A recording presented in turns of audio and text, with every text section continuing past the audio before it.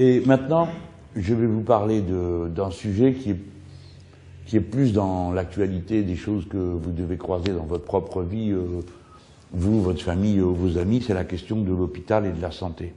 Alors, les nouveaux projets du gouvernement sont en train d'entrer en application. Je vous rappelle que dans le projet de loi de finances de la sécurité sociale, qui a été voté à l'Assemblée nationale par la majorité, c'est-à-dire une partie de la droite et la République en marche, eh ben ça commence à se traduire. On a voté 4,5 milliards de moins dans la branche maladie. Par conséquent, ça va se traduire sur le terrain. Mais, pour l'instant, on continue à avoir les vagues précédentes de politique qui se prolongent sans état d'âme. Alors, par exemple, ça donne 800 emplois à supprimer dans un hôpital à Marseille. Alors, vous savez tous qu'on en est.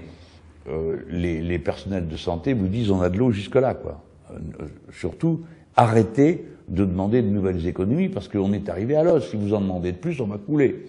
C'est ce qui se passe, par exemple, pour l'hôpital à Marseille, mais d'autres endroits, hein, où maintenant on continue. Alors on ferme ici tel secteur de l'hôpital, ce qui fait que l'hôpital est condamné à mort. Si vous enlevez l'anesthésie dans un hôpital, par exemple, pour faire de la chirurgie, ça va pas le faire. Ou bien la maternité. Là, le dernier exemple qu'on m'a donné, 1h40 de route pour mettre un enfant au monde en maternité, dans un coin, et ainsi de suite. Alors, ça, c'est l'ambiance générale, désastreuse. Et quand vous connaissez ça, vous regardez les résultats d'une autre enquête, parce qu'elle est vraiment à la gloire des personnels de santé. Alors qu'on est dans cette ambiance d'hôpitaux avec des gens qu'on ne peut plus, de masse de travail qui leur est demandé, de manque de moyens, eh bien, il y a une enquête qui est faite et on s'aperçoit que un très grand nombre de Français, une très grosse majorité, une enquête qui a duré 2 ans. Moi, je l'ai trouvée dans un journal gratuit qu'on nous donne ici au métro à Paris. Moi, je prends le métro, hein. Donc voilà, c'est ça. Alors, il y a dedans un examen pour l'hôpital, une vaste étude a été dévoilée par la Haute Autorité de la Santé, et je ne sais pas ce qu'elle vaut cette étude, mais s'ils comptaient nous endormir avec ça, c'est raté. Ce qui est magnifique, 120 000 patients consultés, c'est que les gens sont contents de l'hôpital.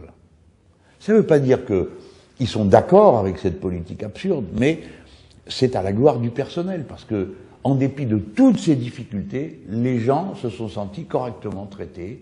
Bon, alors ils ont des reproches à faire, hein. Et puis moi je vais regarder l'entête dans le détail parce que je connais aussi le numéro pour jouer de la flûte et faire croire des choses qui n'existent pas. Mais moi, la première lecture que j'ai eue, c'est de me dire ça, ils sont extraordinaires les gens qui travaillent dans la santé parce qu'ils ont réussi à surmonter toutes ces difficultés et que les gens se sentent contents. Mais il ne faudrait pas en déduire que ça peut continuer, hein. Il faudrait vraiment se caler dans le crâne que ça ne peut pas continuer comme ça. Il est temps de leur permettre de travailler dans de bonnes conditions. Et de travailler en bonnes conditions, c'est pas seulement une affaire de moyens matériels, c'est aussi des conditions morales dans lesquelles les gens évoluent. Si vous avez eu 19 suicides d'infirmiers et infirmières, c'est pas par hasard, hein. Et c'est dans cette profession comme dans d'autres. Vous avez remarqué ça? Que les gens qui arrivent en bout de course, les professions qui arrivent en état de tension absolue, la suite, c'est souvent des vagues de suicides qui apparaissent. Ça a été vrai, on l'a vu chez Orange, mais c'est vrai dans la paysannerie actuellement, et ainsi de suite. Vous voyez comment les gens sont impliqués par leur travail, parce que ceux qui ont du travail, ils passent l'essentiel de leur vie à ça. Le travail, c'est pas une parenthèse dans leur existence. Il y a l'amour du métier, il y a les conditions physiques et morales. Pourquoi je vous parle de ces conditions morales? Parce que j'ai vu une vidéo de l'interne Sabrina Ali, on va mettre un lien, hein, vous le verrez dans la description. Elle raconte des choses mais affreuses. Alors elle et ses collègues, bon d'abord c'est des amplitudes horaires de travail qui font peur, c'est 10 heures, 11 heures. Et elle raconte, vous savez, avec la médecine ambulatoire, on comprend pas ce que le mot veut dire, ça veut dire, tu restes chez toi, on te soigne chez toi, où tu vas voir, t'es tout mis dans le coin. Bon, bref, la personne passe une journée à l'hosto. Une fois qu'elle peut sortir, si c'est une journée, mais c'est pas elle qui décide, hein. Si c'est une journée, c'est l'établissement qui a des cases, des coches, tel type d'intervention, pouf, une journée, tel type d'intervention, durée moyenne de séjour, ça s'appelle, d'accord? Vous arrivez, c'est 2 jours, et ben c'est 2 jours, pouf, au bout de 2 jours, dehors. Alors, tant mieux si ça se passe bien pour vous, vous rentrez à la maison, pour vous reposer, c'est pas toujours l'idéal, d'accord? Il y a la famille, les gosses, tout ça, bon. Puisqu'ils vous revoient à la maison, ils pensent que ça y est, vous êtes tout presque guéri ou que ça va le faire. Et là, je viens d'employer une expression. Vous retournez à la maison. Et qu'est-ce qu'ils font, ceux qui n'ont pas de maison? Qu'est-ce qu'ils font? Ceux qui n'ont pas de maison, pas de lit, pas de toit, rien. Eh bien, on les refout à la rue. D'accord? Alors, vous avez compris? Il fait froid, là, hein? Il y a des gens qui sortent de l'hôpital, ils n'ont pas où aller, ils vont à la rue. On leur dit, vous pouvez appeler le 115. Le 115, ils ne répondent pas. Plus de la moitié des appels sont sans suite. Et puis, si vous voulez voir l'hébergement d'urgence, vous verrez que ce n'est pas exactement le genre de lieu dans lequel on va se reposer après avoir subi une intervention hospitalière, d'accord, chirurgicale ou autre.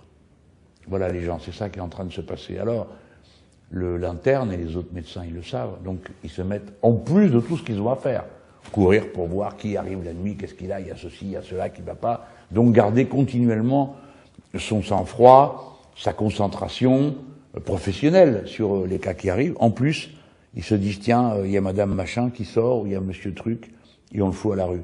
Donc ils font tout ce qu'ils peuvent pour essayer de trouver un hébergement. Mais c'est pas leur travail de faire ça, c'est pas leur travail.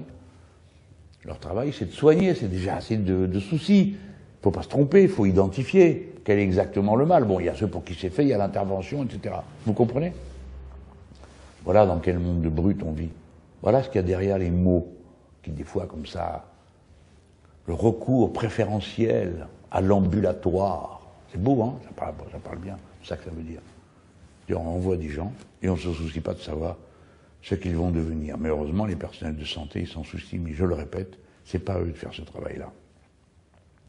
Les gens, on ne peut pas arriver à Noël sans parler de tout ça, parce que le plus pauvre, le plus abandonné, il le sait, lui, ce que c'est que Noël. Et souvent, il a des souvenirs d'à l'époque où il avait un toit sur la tête, où il avait une famille avec qui passer les fêtes de fin d'année.